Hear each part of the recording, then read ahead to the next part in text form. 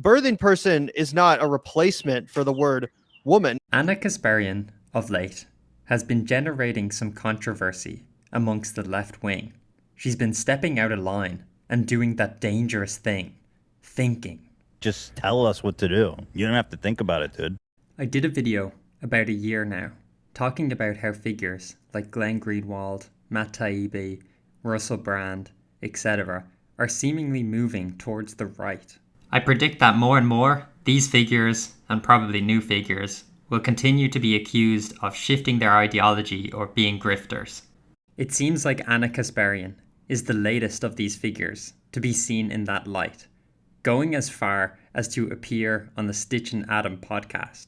I don't think she'll overtly leave the left, though that would be funny, as they made fun of former friend David Rubin for doing the exact same thing years prior. So I can show you guys exactly her hot take that has the whole internet up in arms.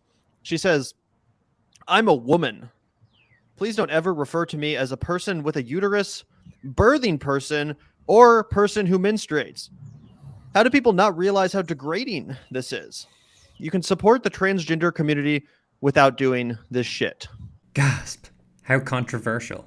First of all, very few people actually use these terms, right? I went to college. Obviously, colleges are pretty, notorious for their liberal values and their liberal brainwashing and all that stuff. Not once in my 4 years at university did I hear anyone, any professor, any student, anyone in any role whatsoever use the word birthing person or person who menstruates instead of woman. This is completely myopic, especially considering how fast the transgender debate has moved within the last few years.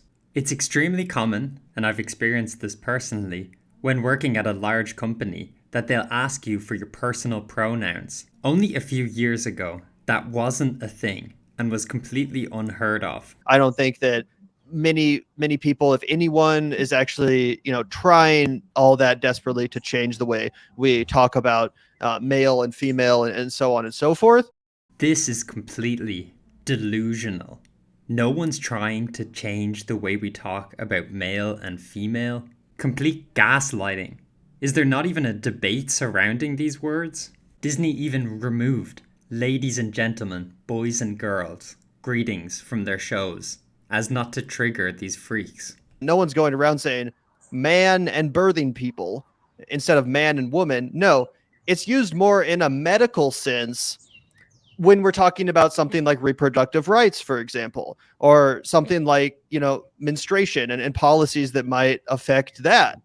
Okay, and when we say woman in a medical sense, we're talking about sex because it's biology. Reproductive rights are to do with biology. They always pretended they were talking about gender, and that's different from sex. But in this case, we're clearly talking about sex. So why can't we just say women? Does sex not exist anymore? Would female make you feel any better? How about we use the phrase biological women? Will that make you feel any better? No, it won't, because they want trans people to be included, even though it makes no sense. We're talking about medicine. We're talking about biology. Gender identity has nothing to do with these things. Then if you're talking about reproductive rights, for example, you can say, well, this abortion bill will mean this for people who have the ability to give birth. AKA women, AKA biological women. The context is clearly biological, so women is applicable. And if you don't like that, then society shouldn't bend to you. People who have the ability to reproduce. And that's not just women, because there are some trans men who still have the ability to reproduce. They still have the reproductive system of a female, even though they identify as a man. They're not women, but they still have the ability to menstruate, hence the term people who menstruate. If J.K. Rowling were to amend her tweet and say, only biological women can menstruate, would they be okay with this? No, they would not, even though it's a fact. These people are denying reality. If we're talking about biology, which includes menstruation, giving birth, reproduction, then why can't we use the biological terms that we've been using for decades? I don't think it's that hard to wrap your mind around or wrap your head around. I don't think it's terribly hard to get that. And while I agree that on its face value, birthing person sounds a little bit off putting, it's really just in a specific context that it's being used, one that I think makes sense.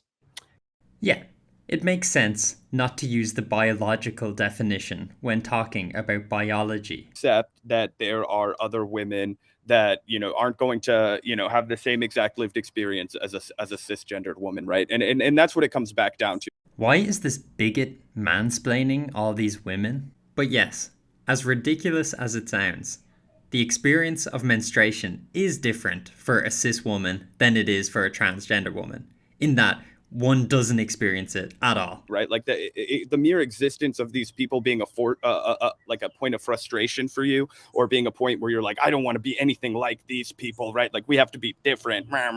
It's like, why do you feel the need to differentiate yourself in this way, right? Yeah, why, when you're talking about biological processes, do you have to differentiate between biology? That's crazy. We can't use biological definitions when talking about biology. That's completely bigoted. Shouldn't we strive for accuracy when talking about medicine? You don't want to invalidate the identity of somebody who maybe is non-binary. Maybe, I mean, I know plenty of non-binary people who, menstruate, right? Like, what, are they supposed to just be chopped liver? Are they not allowed to be part of the conversation? Does inclusive language really undermine your existence? Let's use the term biological women. Therefore, they would be included. Yay! It's that much? Are you that fragile? Oh, come on. This is straight up dishonest. We're the fragile ones. You're the one demanding all these changes. Okay, you can't talk about biological sex when you're talking about biology. Disneyland, you can't say ladies and gentlemen anymore, boys and girls, because that's insensitive. Here's a list of words that you can't use anymore, including manhole, mankind, and these are a list of possible pronouns that you should ask people for. And yeah, no, we're not the fragile ones. You could think of like all kinds of examples of where like people want to hold on to again, we were talking about this just the other day, actually, about how people want to hold on to antiquated language because there's power in that language, right? There's power in keeping rhetorically like the language that we're using the way that it was. Oh, shut the fuck up. Are you saying that there's no power behind the terms that you're trying to push? There's no agenda behind women who menstruate? Batya Ungar Sargon, I hope that's how you say her name, made a really good point on rising. Here's my question. So 22% of Democrats think that some men can get pregnant and have babies. Why are the Democrats catering to 22% instead of 78%? Yeah. This is how much power these people actually hold. We have to change terms that the majority of people don't agree with to placate a minority. And don't forget, that's 22% amongst Democrats. It has to be vastly lower for the general population. As usual, the left must play the victim, even though they're the ones with a disproportionate amount of power.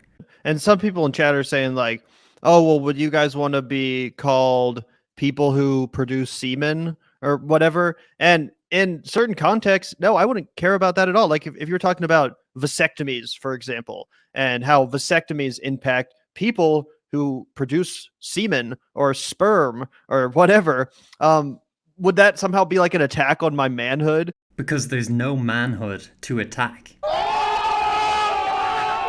But really, it's not an attack on your manhood. It's an attack on reality. When it's said, women can get pregnant, we all know we're talking about biological women. Why is gender identity being brought up when we're talking about biology? When we're talking about sex cells, like sperm? Why are we using gender instead of sex? And it's clear what agenda you're trying to push when you use this weird, stilted language.